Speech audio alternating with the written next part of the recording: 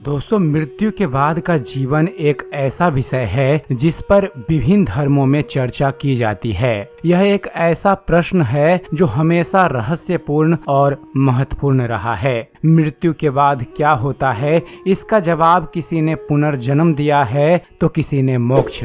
दोस्तों, भगवत गीता में भी आफ्टर लाइफ के विषय पर बहुत ही गहराई से चर्चा की गई है। भगवत गीता के अनुसार जीवन और मृत्यु का चक्र आत्मा के लिए केवल एक यात्रा है। फ्रेंड्स, मुझे संस्कृत नहीं आती तो श्लोक का उच्चारण यदि गलत हो जाए तो आप सभी से विनम्र निवेदन है कि आप हमें माफ करें। भगवत गीता के एक श्लोक में कहा गया है कि ना जायते म्रियते व कदाचिन नाय भूत्वा भविता वा ना भूयः अजो नित्या शाश्वतम पुराणो न हन्यते हन्यमाने शरीरे। इसका अर्थ है कि आत्मा का ना जन्म होता है न मृत्यु। यह नित्य, अजर, अमर और शाश्वत है। शरीर के नष्ट होने पर आत्मा का विनाश नहीं होता। भगवत गीता में बताया गया है कि मृत्यु केवल शरीर के लिए है, आत्मा का नाश नहीं होता। आत्मा का अस्तित्व सदा बना रहता है और यह नए शरीर को धारण करती है। लेकिन मृत्यु के बाद आत्मा की क्या क्या मंजिल होती है, उसके पास क्या क्या विकल्प होते हैं, इसके बारे में भगवत गीता में क्या कहा गया है, चलिए बतलाते हैं आज के अपने इस वीडियो में।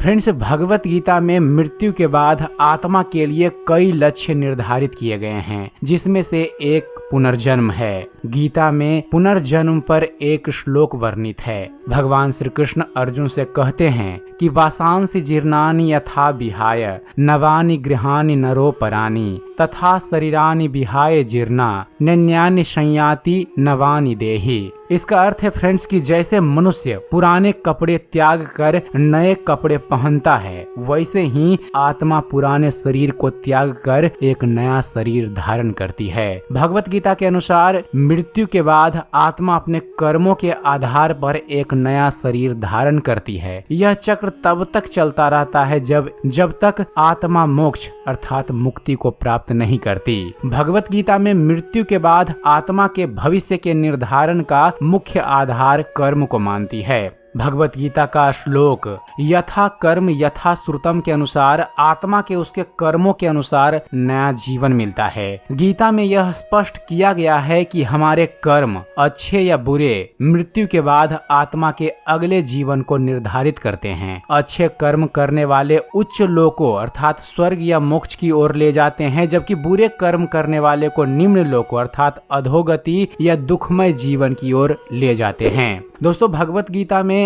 आत्मा की एक और मंजिल बताई गई है और वो है मोक्ष। भगवत गीता में कहा गया है मामोपेत्य पुनर्जन्म दुखालयम शाश्वतम न प्रुवंती महात्मनः शिशिधम परमः गतः। यानी जो व्यक्ति भगवान को प्राप्त कर लेता है वह पुनर्जन्म के दुखद चक्र से मुक्त हो जाता है और परम शांति में प्रवेश करता है। भगवत गीता के अनुसार मोक्ष अर्थात मुक्ति आत्मा की अंतिम स्थिति है, जहां इसे संसार के जन्म और मृत्यु के चक्र से मुक्ति मिलती है। यह भक्ति, ज्ञान और कर्म योग के माध्यम से प्राप्त किया जा सकता है। और चलिए अब आपको बतलाते हैं आत्मा और परमात्मा के संबंध के बारे में। फ्रेंड्स, भगवत गीता में एक श्लोक में कहा गया है कि अहम बीज प्रद पिता। भगवान श्री कृष्ण कहते हैं कि मैं सभी जीवों का परम पिता हूँ। यानी मृत्यु के बाद आत्मा का एक और ठिकाना होता है और वो है आत्मा का अंतिम लक्ष्य परमात्मा में विलीन होना। जब आत्मा अपने वास्तविक स्वरूप को पहचान लेती है और भगवान के साथ एकाकार हो जाती है तो उसे मोक्ष प्राप्त होता है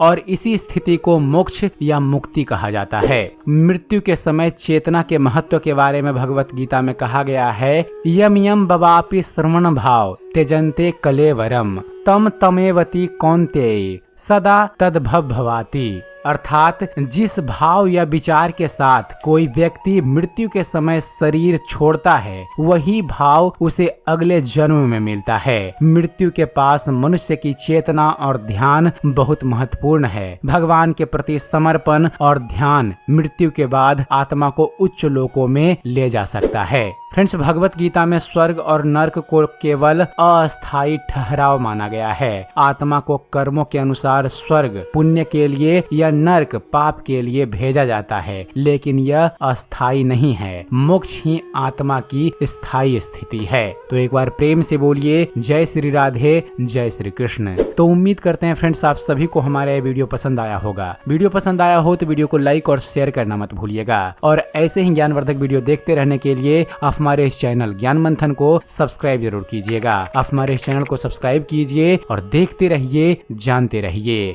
धन्यवाद। जय हिंद।